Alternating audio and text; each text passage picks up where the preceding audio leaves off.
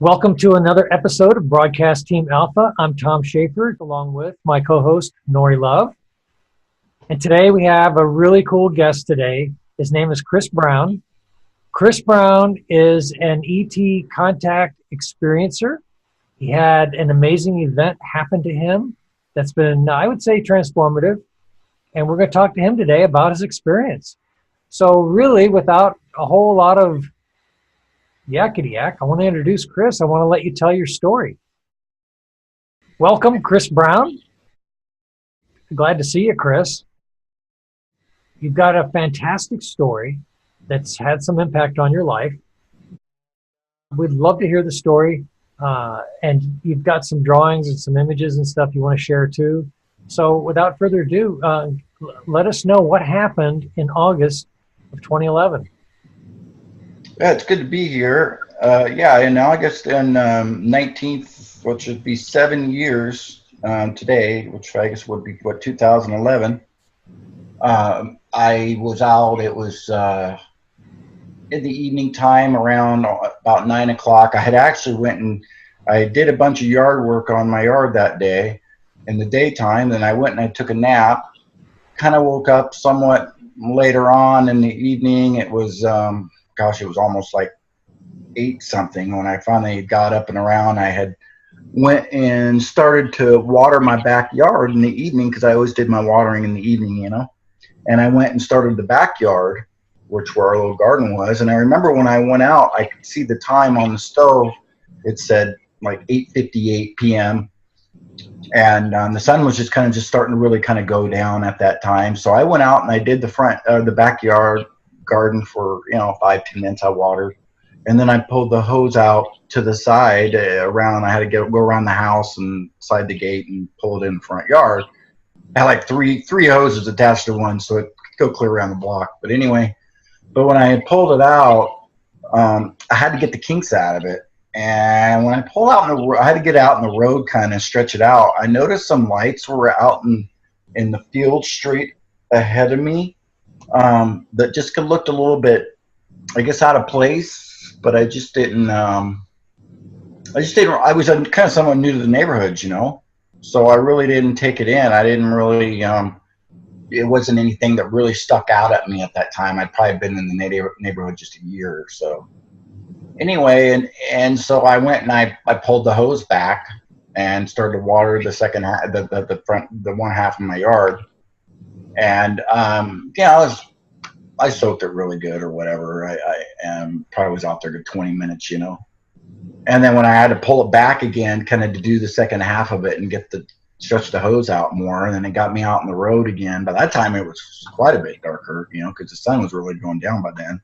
It was probably like 9:20. And then that's when I got out in the road and I could visibly see out in the field where I thought I seen the lights. I could see a huge, only thing that caught me was the glass. Well, I call it a glass dome, but to me almost looked like a diamond dome on top of this huge craft that I could only put the size of aircraft carrier on. To me, it seemed bigger. And I was just so taken about it. I was almost just and wondering if it was even happening. That was actually the biggest thing that was going on in my head was, is this really happening? Am I really seeing this? And the crazy thing of it is it was so dead. The town was usually at that point in time, it's summertime. I lived in a nice neighborhood. I had people walking, doing their evening night strolls, or even people out there watering their yard, or just people going up and down the street, and when I had to look across into the field to see the disc, that went across the main road there that connected Staten and Sublimity, and there was just no cars. I mean, it was like I was waiting for a car to go by. I would have jumped out in the middle of the, and flagged them down, right? Yeah. And but it was just dead. There's just nothing there. And so I did start to run over to my neighbors that were on the the left-hand side of me, with Chuck and Laura's house. And I started to run over there, and their porch light came on. And I started to knock, and I stopped. I said, what are these people going to think of me? You know, they're going to think it's like deer in the headlights. What am I going to say to them, you know? I didn't know them that well. If it'd been the next year, you know, where I knew Chuck and Laura better, you know, I would have felt more comfortable. Hell, I probably would have ran in the house, you know? Mm-hmm. But it was just, I just stopped. And so I went back out to the field, or back out to the road, and it was still out in the field. No cars are going by, nothing's going by, and I'm just sitting here. And so it was kind of almost, as weird as it was, I was still almost in shock that it's like was it even happening to me? Was it even really even going on? And then that's when it started to move just a little bit. Now, when it started to move, because it didn't really move before, but then it started to move, then that's when it all became, okay, this is something, you know, like, wow, this is, I mean, I don't know, it just all became all realistic then. So, more than it already was. Anyway, but then, for a split second, that's when I felt that feeling of, I guess, weightlessness, feeling going down the road, like you're going down a roller coaster, maybe kind of fast. You get that wheelies in your belly. Everything looked, everything looked purplish blue for a second. Like almost like if I put my hand on something that was vibrating, like really like heavy. And I put my hand out. There's a machine that you could play a video game that you could play, and it vibrates really super hard. And then as long as you gotta let go, you know. Wow. And it almost was like that, but it was a warm feeling. I'd never felt anything like that before. But a weird feeling is that when I had that feeling, I almost felt like it was like, as it started getting more and more intense, that feeling. And then I felt myself like it was like pulling me into the thing or something, right? And it really scared me. It scared me to a point I just said, oh God, in my head, you know, because it scared me. I mean, at any other time I would have said, oh, I'll go up to that UFO, I'll bang on the wall. Sure, you know, let me in. Well, had you had any other in your life? Had you had any study or thought about UFOs? Had you really? Yeah, I've always, thought about them, and sure, and even had a couple little sightings, like, before I'd seen things, and but never anything to that degree. Wow. Now, before the year, when it would have just been the year before, and it would have been either the day after Christmas, my grandma had passed away, so we had, or not Christmas, Thanksgiving. And so we had kind of not the real usual Thanksgiving. It was kind of one of those bummer Thanksgiving years, right? And so anyway, that we ended up doing a turkey. My nephew came over to my house, and we did a deep fried turkey, and about burned the house down doing it. But nevertheless, we did the turkey. But as in the process of my wife were out there in the front yard, there was like a formation, what they looked like orbs. And they were flying together. So my wife was the first one that caught on to it. And there was one in the front, two in the side, and then one in the back. And they were just flying in perfect all harmony, one speed. And they went all over over that field, right? That disc was, and over just lost sight of them when they went over. But anyway, no. So it's kind of, I don't know if there was something up with that field or what, but.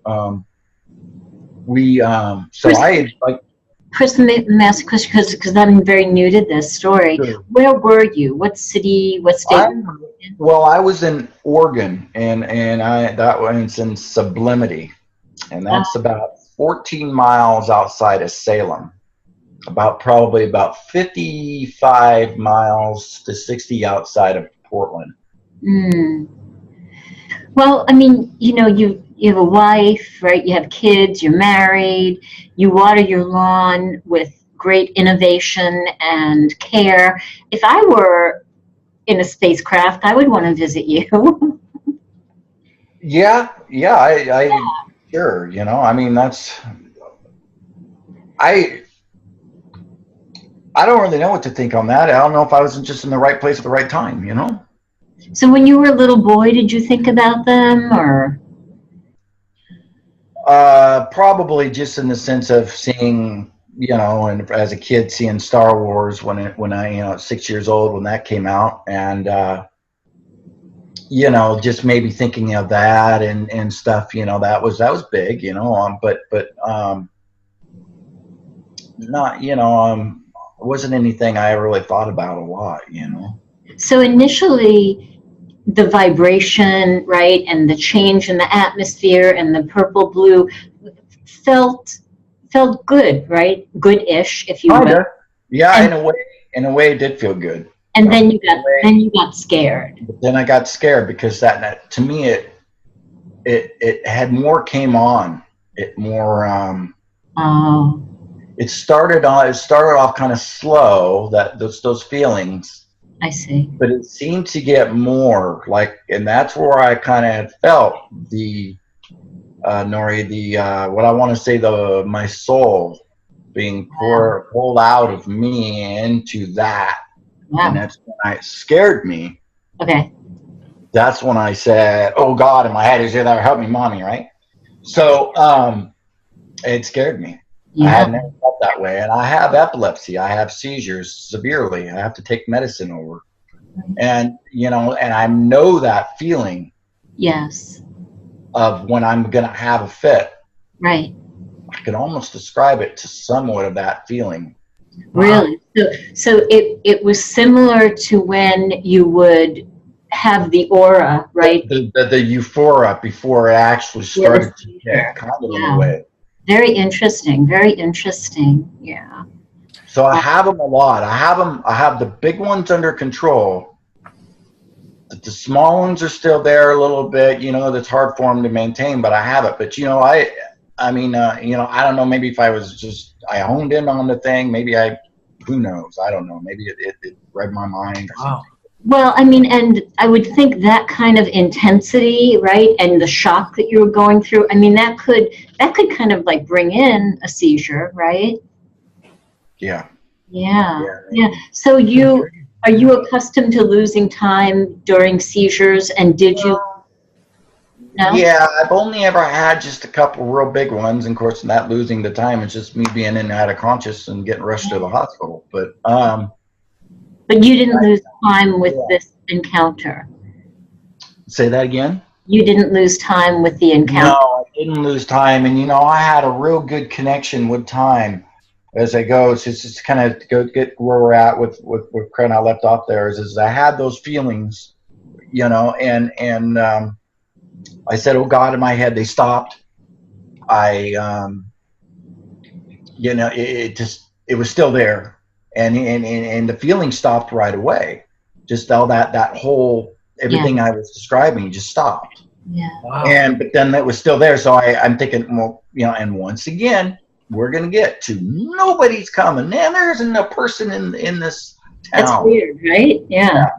You know. Yeah, you know, this is interesting. There's been a lot of people that have said, "I'm seeing something massive happening here. Where is everybody?" And then after it's gone, everybody and their uncle's coming around. In fact, I think I heard Linda Moulton Howe tell a story about that, that she saw something massive and nobody was around. It's like, where is everybody? So it's interesting that happens, and I'm wondering if that's less coincidence than is part of their. People have said that they can put a whole neighborhood to sleep. Like Well, you may have been you targeted. know, I feel like you were targeted. My thing of it is that if you're in the world of time travel, you're going to be able to have the perfect timing.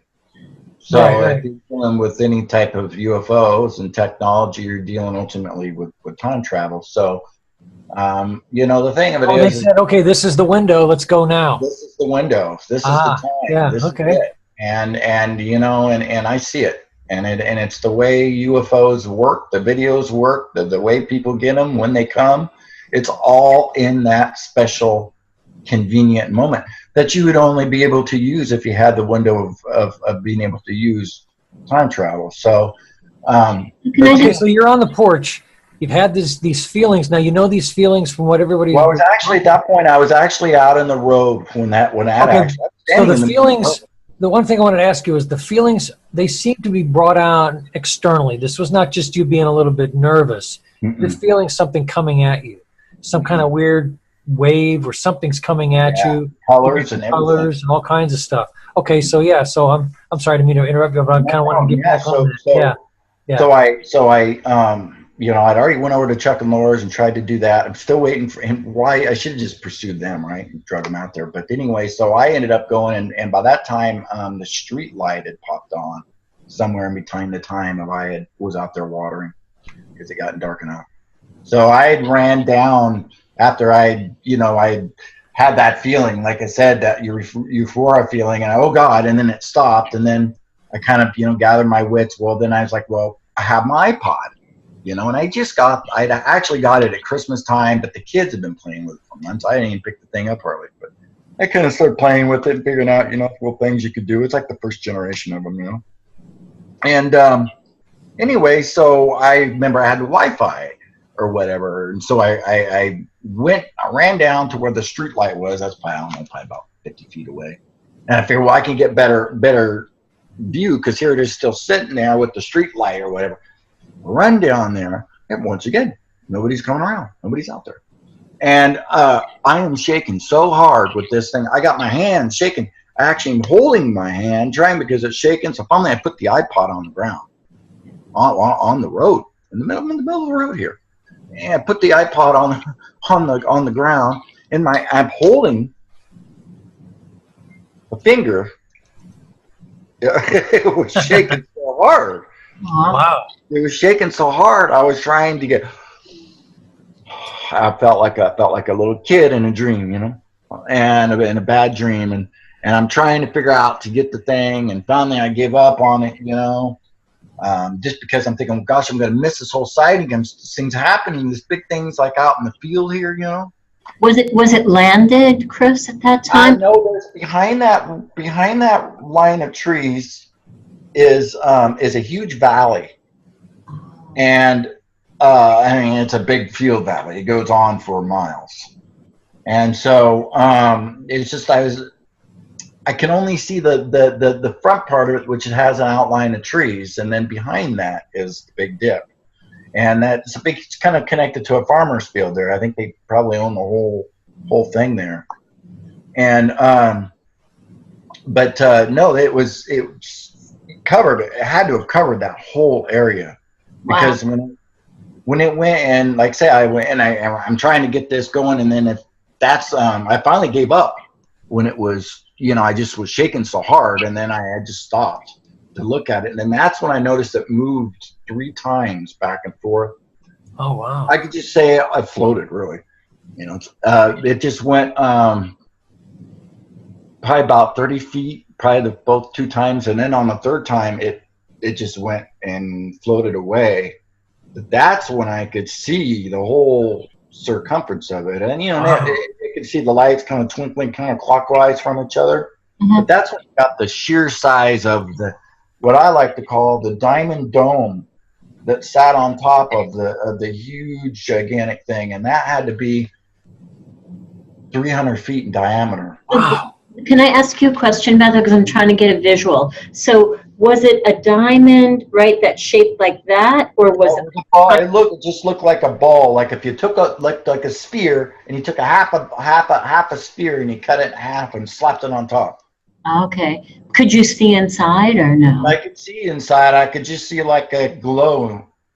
It was big, but I could see there was like kind of somewhat of an inner glow coming, I think, from within it. Yeah. I could just see the top of it, but I remember from the way the moon and the stars, they reflected on it.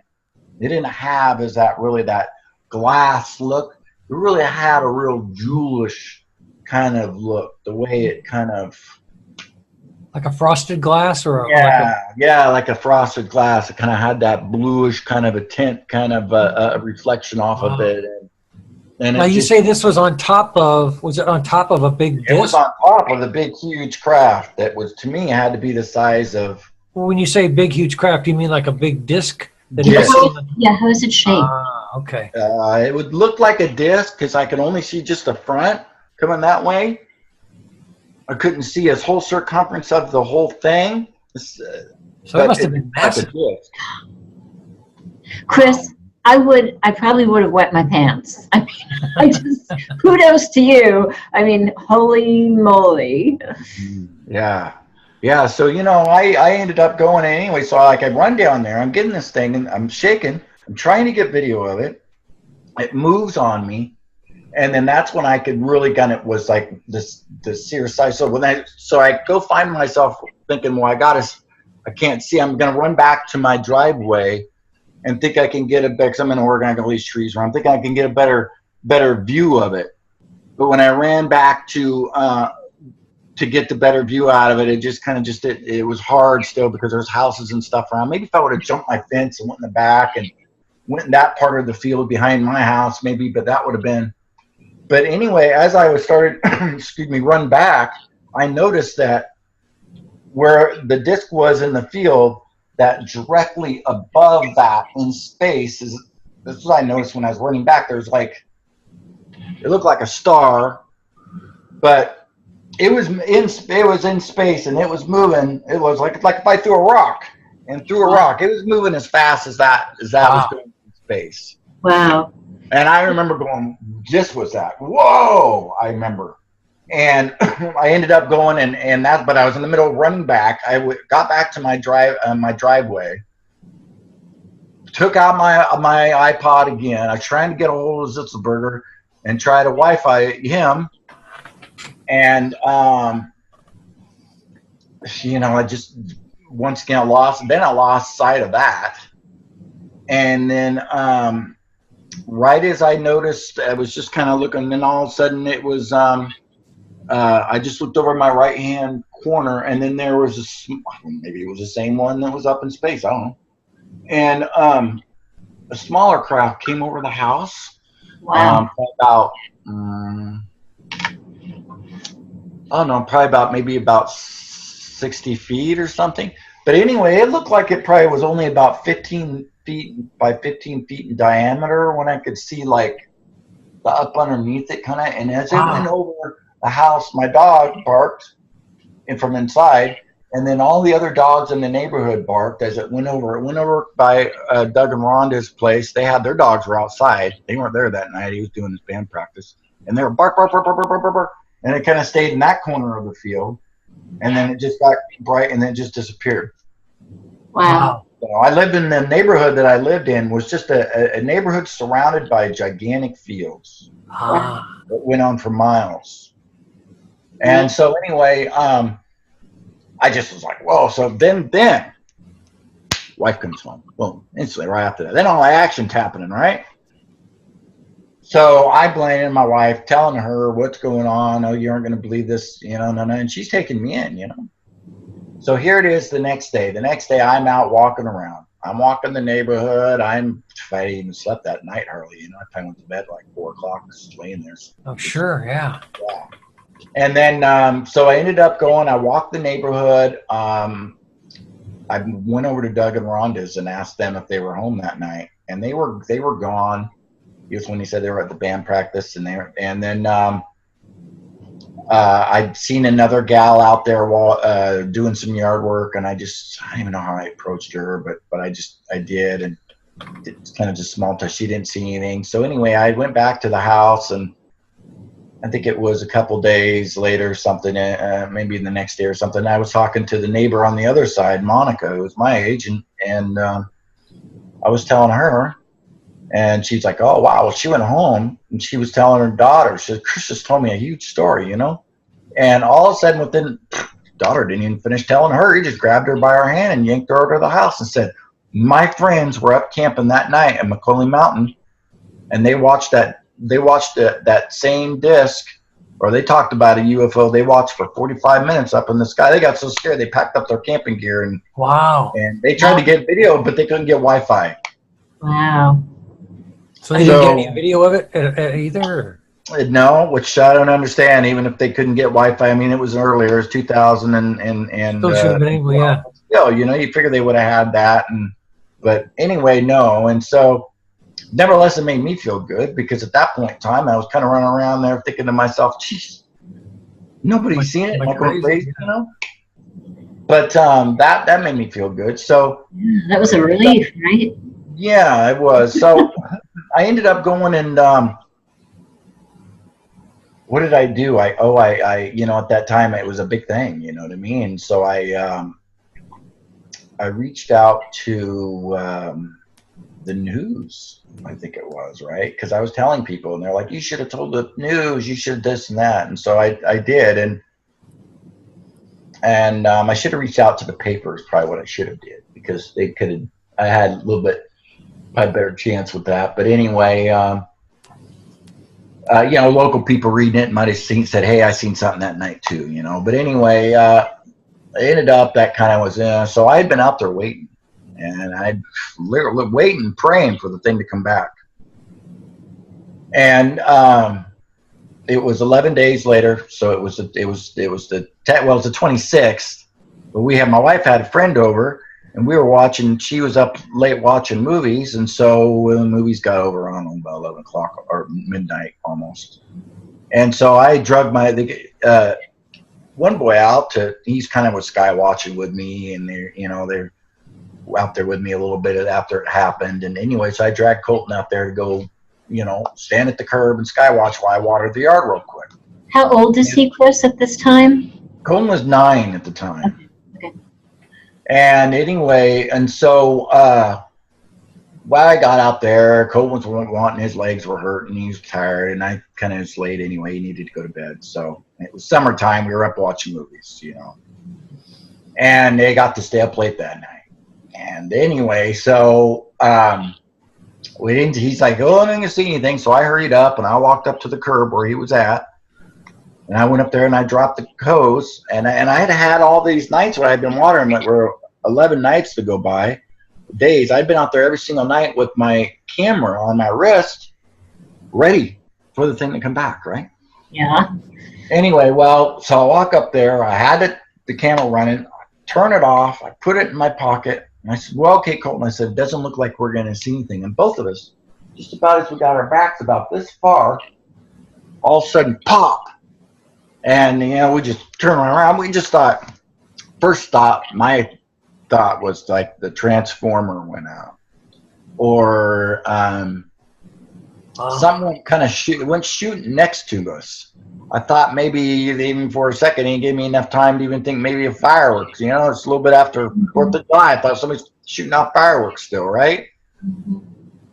No, and it took a second for it to come into shape. And all I have my drawing, and of course it's pretty cheesy right now. And I actually made a Photoshop copy of and picture of my drawing. But what it was is basically it's like a magnetic. Just imagine the bubble, the circle bubble, perfect circle. Wow. And it had fire white on the outside. Wow. And it had all the, it was kind of mixed in with the teal yellow. I know this is a horrible picture. But inside of it, with all these little dots here, were all golden specks, what I like to call, like I would only say, like maybe microdust. Wow. And they were all moving, floating around this round circle here. And this round circle was a sphere, a clear sphere, which once again, we don't want to get to a glass sphere. We want to get to a diamond looking thing. Maybe a zirconium, maybe a man-made type of diamond, something. So it's a sphere. Now this whole apparatus was spinning, all right? It was spinning. We always want to remember, Albert Einstein and what he talked about is counterclockwise, all right? Now this whole thing here was spinning counterclockwise. It was going extremely fast.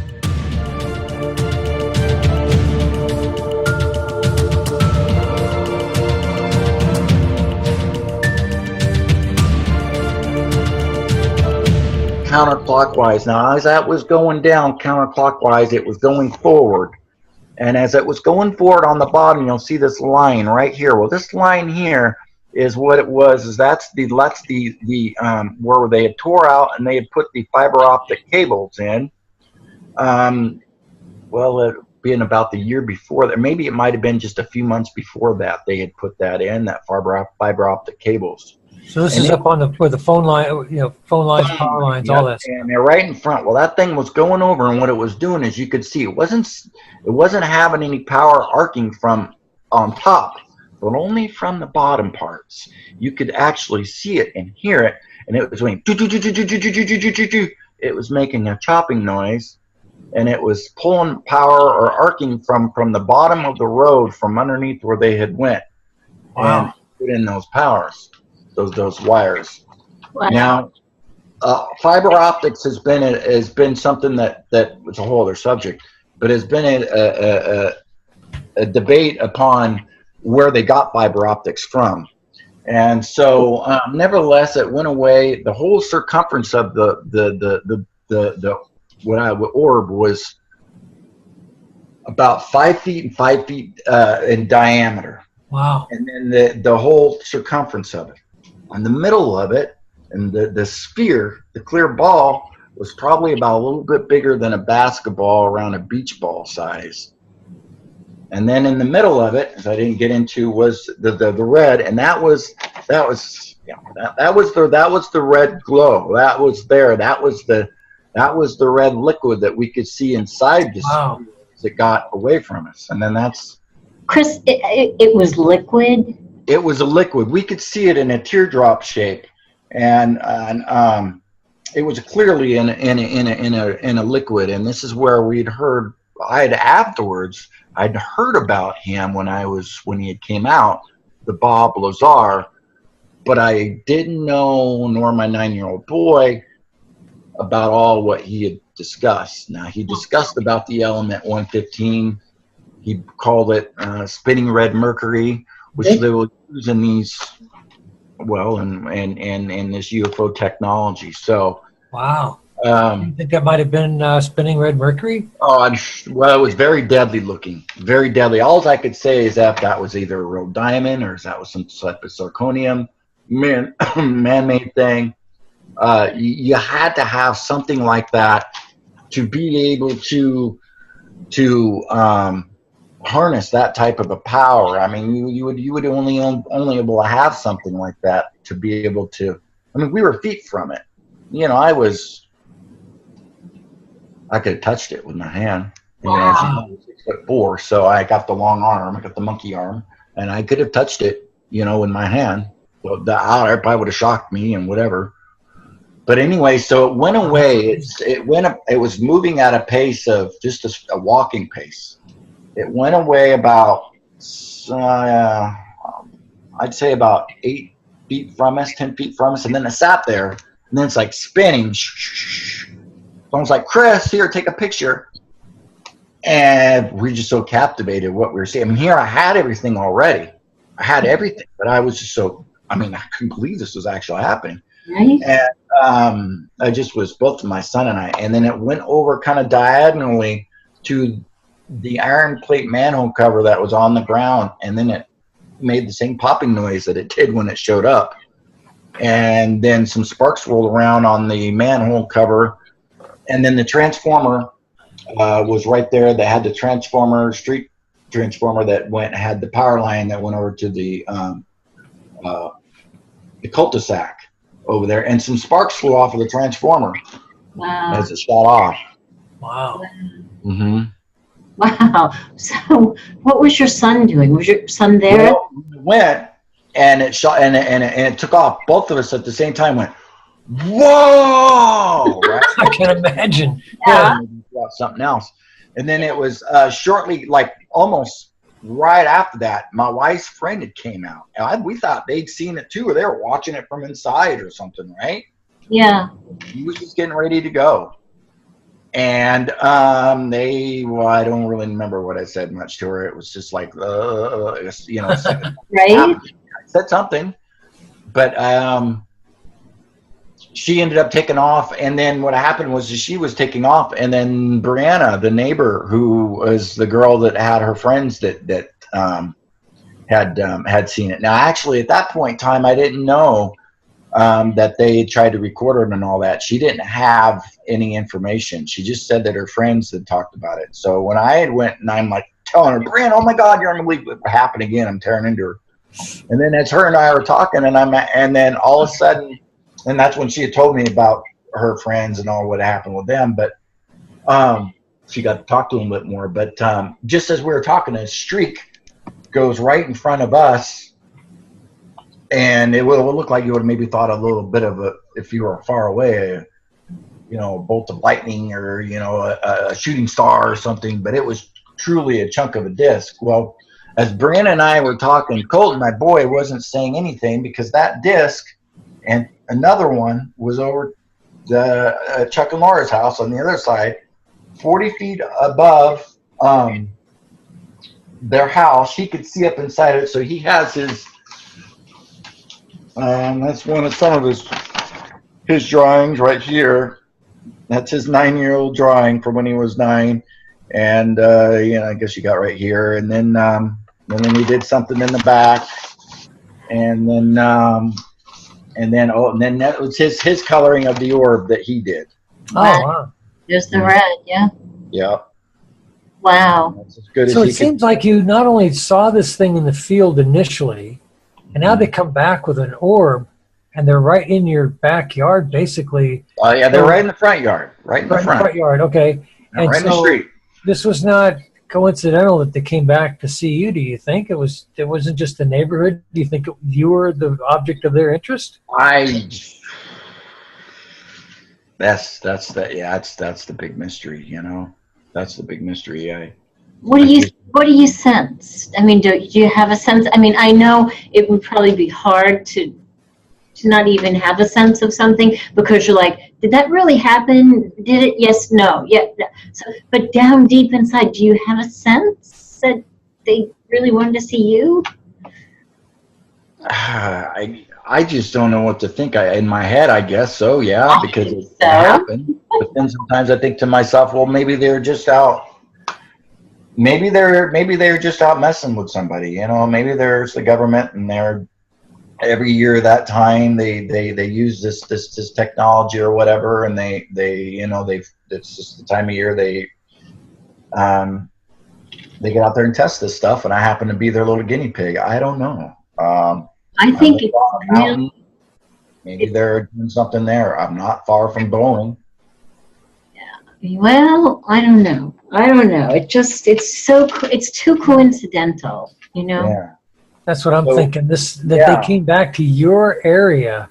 You know, here they were. I remember seeing a picture of the area that from another article where the craft, it looks like it's what, a quarter mile, half mile away? Yeah.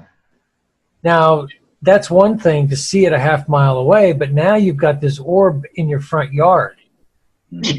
Well, and nobody else reported a similar orb experience, or has other people reported similar experiences? Not any of the things that of the experience that I've had with the orb. There's been a lot of missing time that's happened with people with encounters with orbs, or people have seen orbs that have. But I mean, in regards to this particular incident, you're the only one that's had this story. Besides your friend Brianna and her friends in the mountains, there's something about your neighborhood and the people in it that they were observing, or maybe there is a contact. Maybe there's something going on that's deep inside. Maybe you were given something. Do you feel like maybe you were given a message that hasn't come out yet, or anything like that? Yeah, I do. I do feel like I was given a message. I've said that from the biggest message is this is that.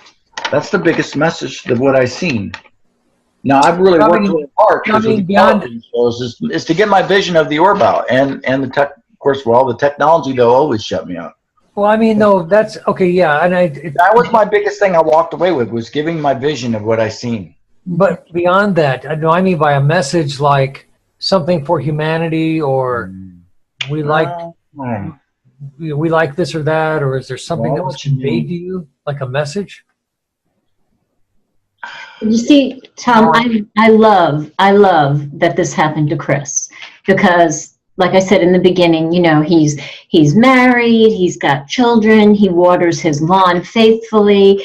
And now, as I'm getting to know you further, you know, you're so humble. You know, you don't even want to say that, oh yeah, they picked me. So Right, I exactly. love that it happened to you, because it feels like such a truthful story. Absolutely. Yeah, it is. It's been a real emotional story. I And bet. sometimes there are people that think that Maybe they go into that want a to little bit, happen, Chris. they want it to happen to them. And I can tell you that that's not what I want to have happen, because it's been something that I wish never happened to me. It's kind of I can't get out of my head, and Yeah, and I mean, how can you ever yeah, go I back? can't, I can't write to very well. I can't. There's a lot of things that's restricted me, and it's been really hard because all I have is my voice and me, Yeah. and I Well, just you my said it's personality, emotional. my story. You said Yeah. it's been emotional for It's you. extremely emotional. It's And emotional even what's right the now. first thing when you say that? And why is it emotional? What's been the biggest emotion? Is it from people's reactions or just Yeah, experience that itself? it's been that. It's been that. It's been not being able to get it out of my head. It's been not being able to feel comfortable going outside anymore at dark.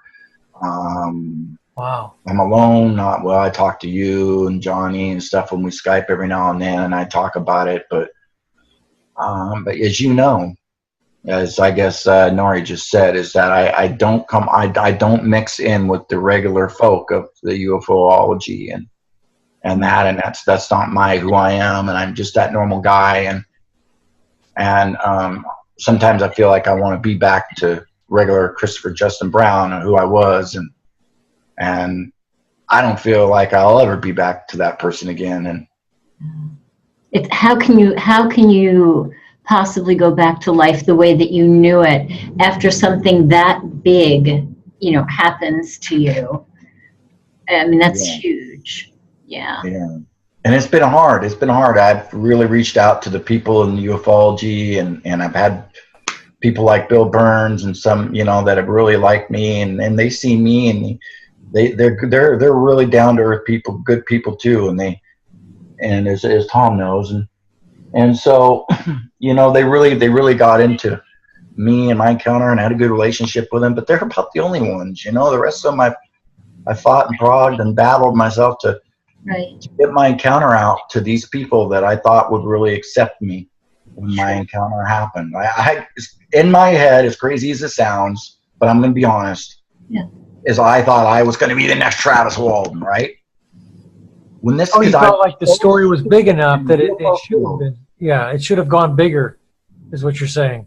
yeah, and I was so just stupid in it. I thought that, holy cow, these people are going to look at me like I'm, here I have my boy, my young child that's seen it too. Well, you can't take away the innocence of a young child, and then Brianna, and then other, but it's been a real battle. It's been a fight. All these big, all the main UFO top sites that I've made it in, the open mines and blah blah blah. Those were fought. Those were fought to get in. Those weren't people that came to me. Those were me having to go to those people, and sometimes pissing some of those people off, pardon my French, and having to get real direct with them just to fight my way through, because I knew something spectacular happened to me. And when I sat around and I've heard all their other BS and I've seen all the BS stories, and I'm sitting here waving my arms, Yes. and it's been really hard. And I have, Do you think? it's been hard. Do That's you my think biggest that the ufology seems to gravitate towards the big stories, or there's almost stories that have become such lore that your account, and then there's other people who've had contact experiences? It's happening to what I see happening is, and correct me if I'm wrong, it seems like it's happening to regular people. It's not happening to movie stars. Exactly. It's not happening to people who even wanted to be in the limelight, like yourself. You really didn't want to be in the limelight. And then you're out here waving your arms. Hey, something happened, and nobody's listening. Does that sound like what's happening? I feel like that, yeah. Yeah. I do. Well, yeah, it's just another story. And I hear these. People are desensitized to The these only kind of reason I get defensive about it, the only reason I'm coming out and telling my story is because I really think there's a lot of BS, boring encounters that I don't think have as much merit. So this was big. This, from the way you're talking, this thing was massive. Why isn't anybody listening to me? Yeah, and detail. I'm sitting here waving when I got my pictures. It's going in my head right now as I'm telling the story. It's like a tattoo on my arm. I'm looking at 24/7 with that orb, and I tell people, and I've gotten out there now. If I had went, and when my encounter happened, and I Googled this image, because trust me, I did. I went out there and looked to try to find that orb, and I couldn't find one. I couldn't find anybody to make any type of thing that I had made. So that's what prompted me to get out there, was to get my image out there. Because if I went out there and I had seen however many people had that same type of image, I would have been, well, who cares? There's other people that had the same thing, but that wasn't it. That wasn't it.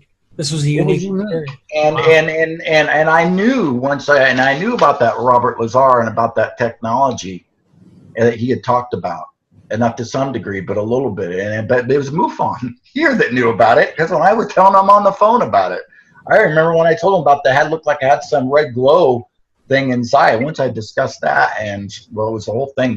They came over the next morning, I was on like a Saturday. I called, and it was like the Monday or whatever morning. They were at my house by 9 o'clock. We drove from West Lynn.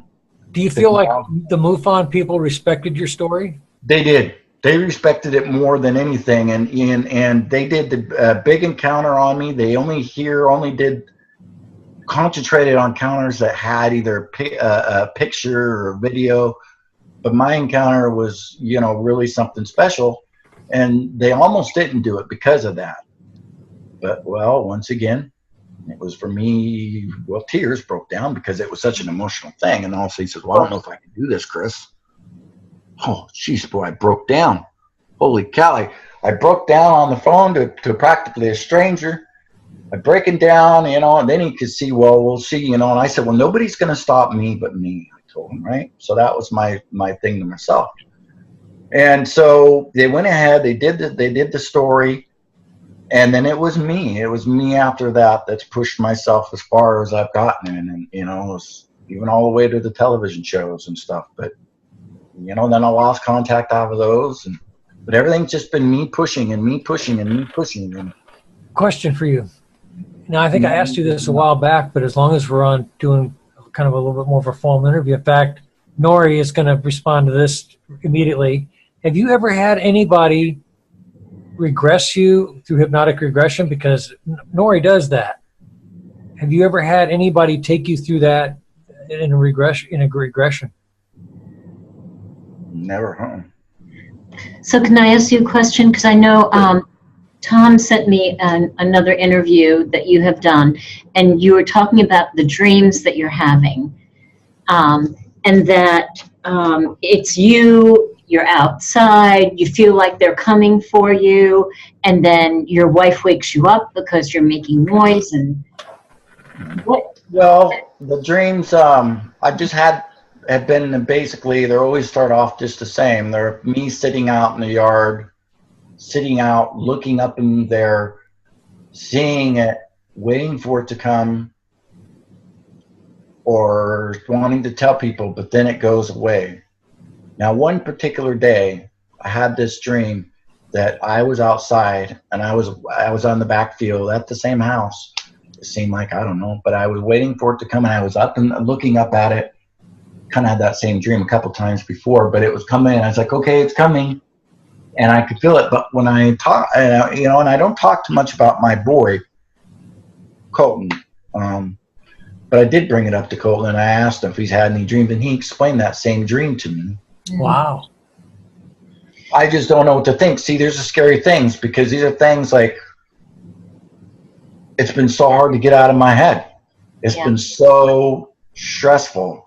It's been, and I have a little bit of guilt in the sense where, I mean, I am happy in the sense that I did have somebody out there with my encounter and all that, and it was a child and all that. But then there is a little bit of me too that feels guilty for dragging my kid out there, right? Because between you and me, even though Colton's not here, I know he's still scared to go outside at dark. Wow. He just ends Can up I ask you? Can I ask you a question? What are you afraid of? What scares you the most about that? seeing it again. Seeing it, really? Seeing it again and having it all go through my head all over again, just like as it is 7 years later. And then feeling like, maybe my only way this time was at least I'm connected more. So at least I can, I can get with these people if I want to, whether they believe me or not. At that point in time, they might just think I'm blowing air. But that would be maybe my only thing. And maybe, before I was just, it was a MUFON report, and that's all it went, But on that, by the way, to go on the encounters is after it happened, and it took off and all that. In the following days, everything was okay when I would use the phone, when I would call, and tell people about everything was going okay. But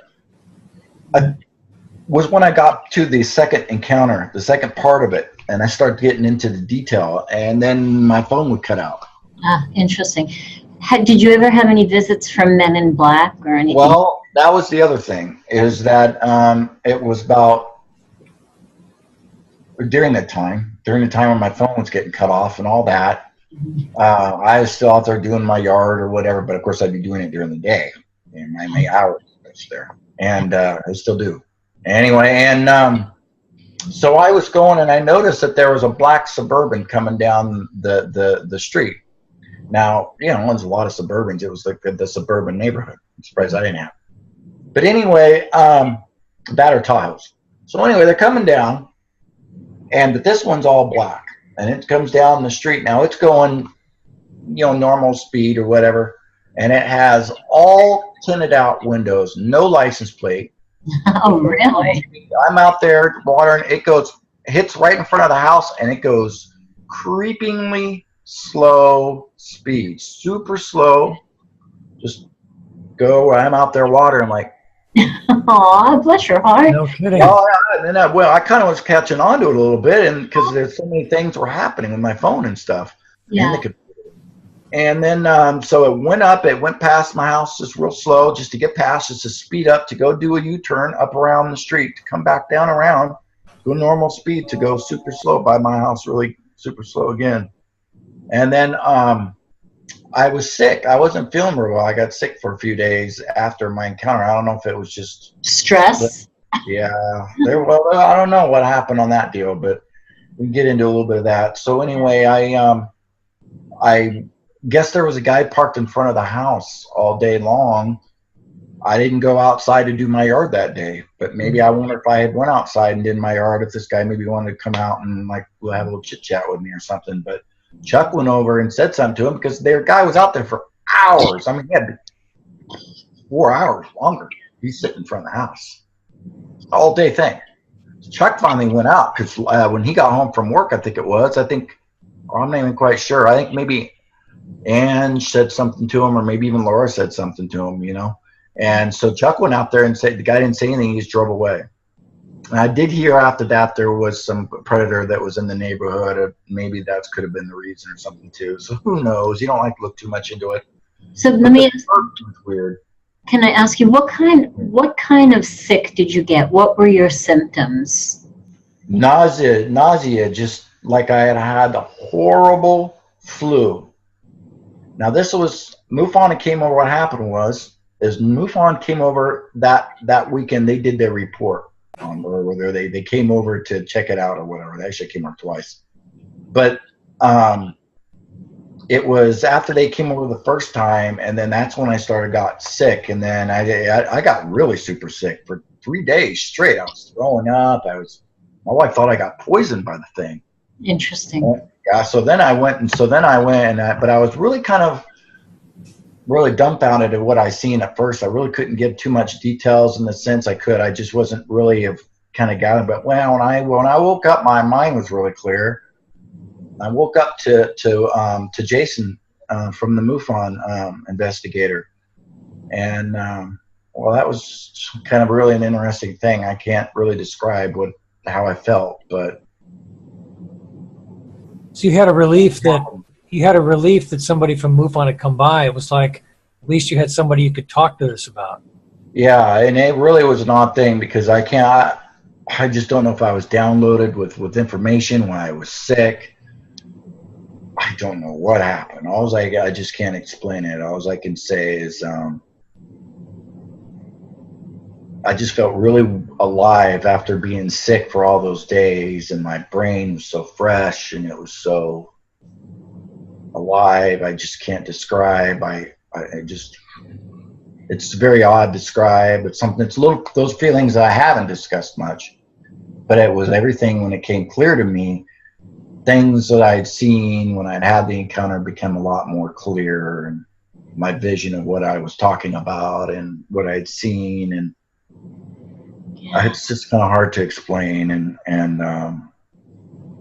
So Wow. I really, yeah, it's yeah. It's huge. So other than, I know you mentioned that you kind of wish it didn't happen because it's constantly replaying in your head, which I totally understand.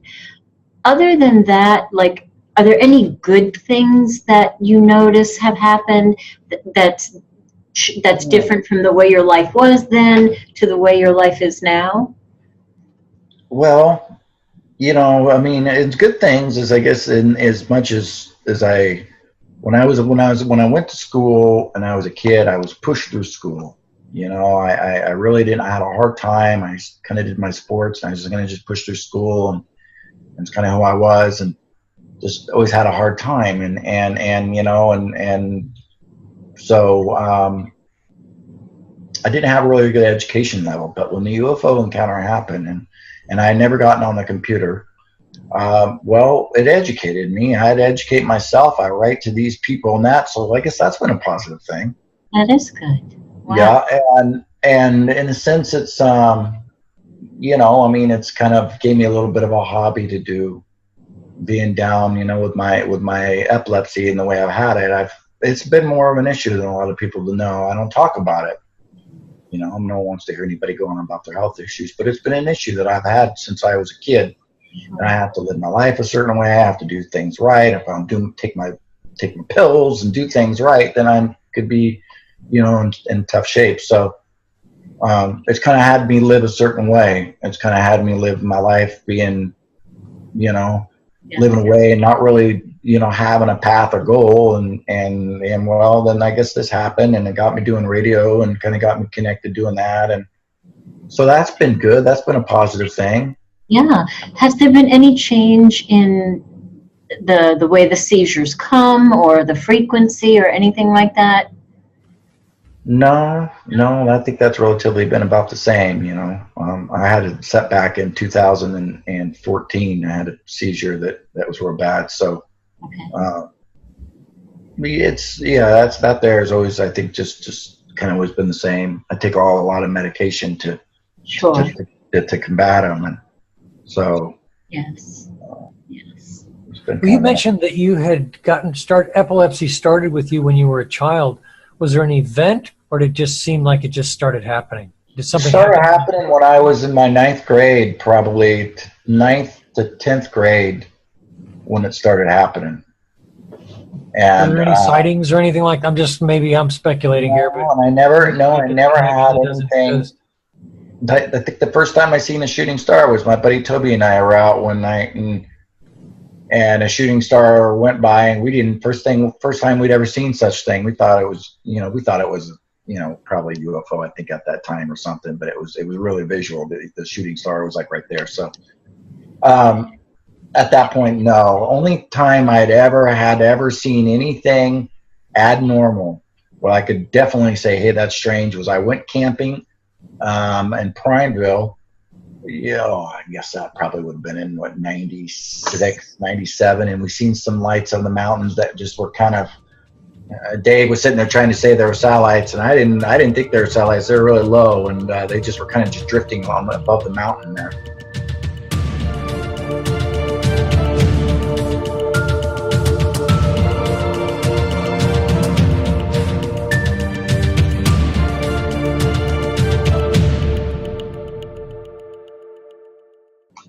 But we went to bed.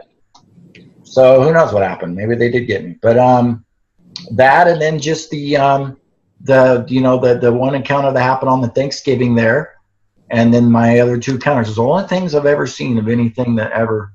I never had no ghost encounter. No, of course I got a Bigfoot shirt my daughter bought me, but I never seen no Bigfoot nor any other type of a thing at all. Just was those little isolated instances.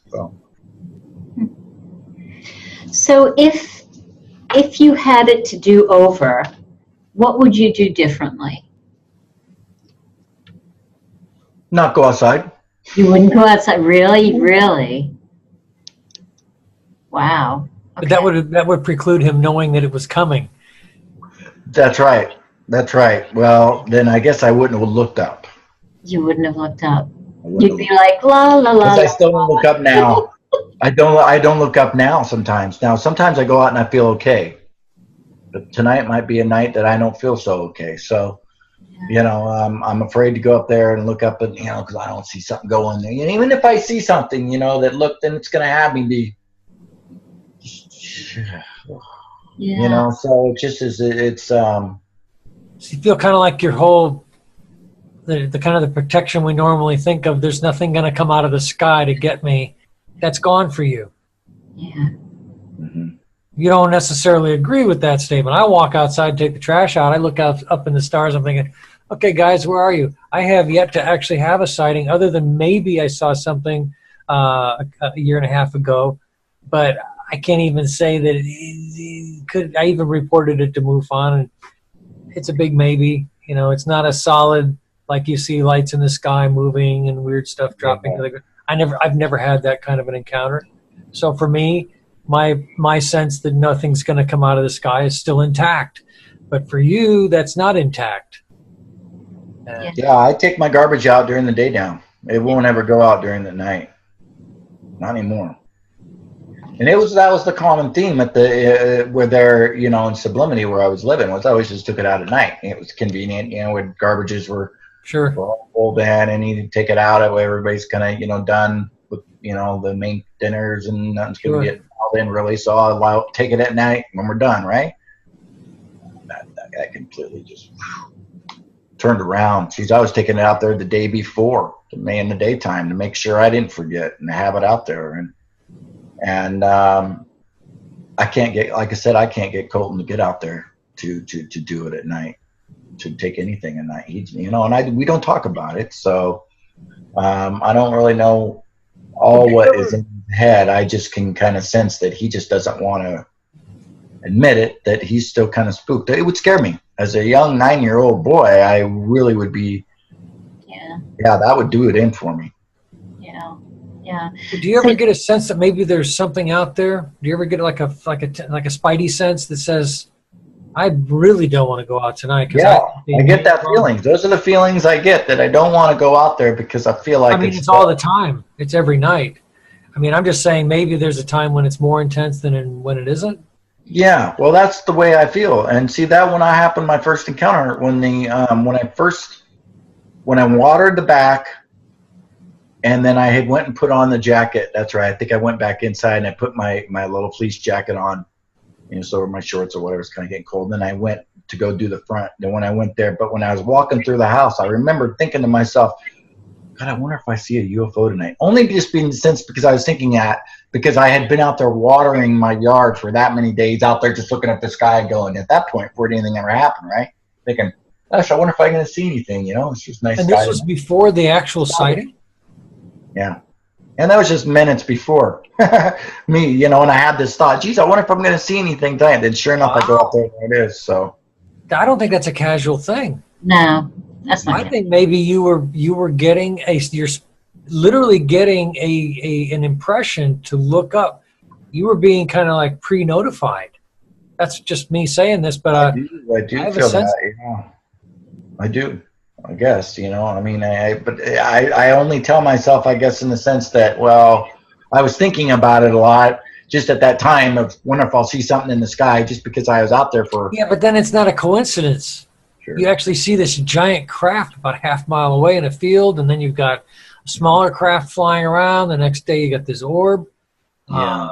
So 11 days later, on the 27th. 11 days later. Okay, yeah, sorry about that. But yeah, so you've had this sense before it even happened that something said look up, something said something might happen, and you think it's your own idea, but maybe it wasn't your own idea. It could have been his intuition, because That's fine. Okay, all right, yeah, okay. Chris, I'm a nurse too, so a lot of people before a big event, like before a big accident, before a big illness, before a heart attack, they have a feeling something's going to happen. So they have an intuition. So it could have not necessarily been a communication from them. Oh, gotcha, right. It could have been your intuition, you know? Yeah, Wow. and Yeah, that's just it right there, Nori. That's kind of what I think too, you know. But Yeah. they look for people that have that sensitivity. Everything research I've ever done is they look for people that are sensitive people, and maybe they do want to get back in touch with you. Have you ever had like an X-ray or anything? well, I'm sensitive, yeah, I guess. Have you ever had an X-ray to find out if you have any implants or anything like that? I never have, you know. Boy, that'd be a scary thing to think, huh? If I did have an implant, I don't know how I could handle that. But no, I haven't. I guess I've thought about it.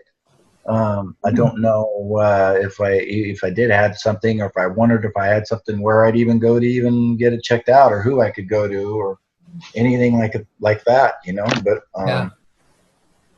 I know the Bud Hopkins guy, and you know, now he's passed away, and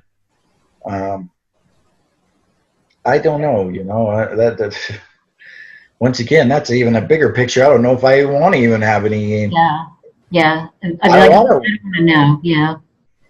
So there are so many people out there who have had encounters who never tell anybody, right? Maybe they tell their parent or their husband or whatever, but then they never tell anybody, so that it kind of becomes like a dream to them, you know. So that's the safety mechanism that they have that you don't have, because you were so courageous, you know, and told your story. Like, there's no way of making it not happen anymore, you know. Yeah, it was a good thing for me to tell my story, because, you know, a lot of people tell so many crazy things, and well, I mean, obviously it's a crazy thing to tell, sure, but I know that people can see my heart and see my sincerity, my consistency in what we saw. So I didn't have an issue of that, and I just was expecting just to be received a little bit better in the field with some people, but oh well. Yeah, and that was one of the things that I was thinking about when I was just thinking about your experience, you know, or what it might be like before I even met you. The question I wanted to ask you was, you know, how did it feel when people didn't believe you? You know, how did it feel when people that you had a certain relationship with, it went 180, because now you're telling them something and they're like, yeah, whatever. I mean, that must have just been so. Yeah, you know, I've had good luck, really. I have people, just because, you know, people know me so well, they just know me not to be a guy that would ever just come out and tell you some crazy story like that, because, you know, just the people that I have in my life know me is not, but of course, if you go tell the story to J.D. Joe Blow, then they don't know who you are, and they can just, you know, whatever. So it's something they just don't tell really anybody, and I think that speaks to your sincerity, Chris, because this was never something you ever wanted to be. This wasn't something you said you woke up one day and said, I want to start this whole story. Yeah. You know, I want to create a whole thing. This isn't something you set out to do. This is something that happened to you. Sure. So, yeah, so that's the amazing part about it. Yeah. The other thing that keeps coming up, so I'm going to say it, is you may have been a little bit before time. You know, like, things are happening now very, very quickly. And I'm wondering, with the things that are going to unfold in the not too distant future, if maybe your story might be meaningful in not too long. You know what I'm saying? It could be. That'd be nice, you know? Yeah, it could be. Yeah. You know, I get all kinds of what they would say pipe dreams in my head about my encounter when this whole thing's happened, and that's been one of my biggest things sometimes. Why I feel that almost I wish that it didn't happen, because I'm never going to live up to these stupid little pipe dreams I got going in my head. But you'd be surprised what I think, and and then I get friends that I know that tell me, "Oh, Chris, when are you going to get Steven Spielberg's going to tell you, And in my head, I'm thinking, gosh, I wish I could only get Steven Spielberg here, right? But it torments me. It kills me. It's just like I said. Sometimes I just wish I hadn't gone anywhere. Because you feel like you have all of this knowledge, right? I mean that experience is a massive amount of knowledge, and it's like, okay, now hurry up and do nothing with it, right? That must be so frustrating. Yeah, and it's hard because I struggled in school, so I was horribly dyslexic and had to go through issues with learning disabilities, and then when this happened, then it made me have to go and write and to do things and to put me in a whole other element I'm just not doing. And then people say, Chris, if you really want to get yourself out there, get a book, and it's like, God, I barely even graduated high school. There are ghostwriters. I know, but it's money and it could happen. Somebody might seek you out. You just never know. And that's the thing, is it's been really hard because I'm not a guy with money. I don't have, and so I was hoping that with a couple of these shows, these TV shows that I'd been connected up with, that made it work, that they would feature me or do a story on me. But I was either too late for the seasons that were filmed or waited for the next season to come along, and then that season wasn't re-upped by the studio. So then you're kind of up in the air. Where do I go now? And I'm sure I could write a book, but kind of would have been easier to land on one of those things, just kind of get me right there. But who knows? Maybe something will happen later on. So what do you think, Chris? Where do you think is there any kind of there's a lot on the surface you don't know, but is there anything internally that says something's going to happen soon? Or do you have a sense of where it's going to go with your personal experience, or is it that was it? Or I almost feel like it's just coming to, it's just kind of at an end. I guess it's probably just because I'm a one-trick pony. I only have my story to tell. And I just feel that maybe my opportunity, the window of opportunity was open, and now it's shut. And it feels like the only way I can maybe open that opportunity again is if I meet the right person, or I guess maybe if I did write a book, to kind of reinvent myself again and get out there and do that. But it's just something I don't have a lot of energy to do as far as these. I don't want to do it all again, really. I'm just kind of, it's the first radio show I've done in almost a year. Wow. Well, Chris, thanks for talking to us. I really appreciate you doing this, because I know that you've talked to me and you've told me some of your troubles with this that you discussed today. And so I knew you might have a little reticence, but I'm glad you came on and talked to us today, and very appreciative. Is there anything you want to plug? Any like Facebook page, or do you have? Yeah, my Facebook, the Sublimity Close Encounter page. You're welcome to follow it, and you can post all this stuff on that page. I kind of put it on my personal page. Chris, I appreciate it big time for you coming on and taking the time. So again, thank you very much. Did you have any more questions, Nori? No, I just want to let you know that I just think it's an honor and a privilege to meet you. You are such a sweetheart.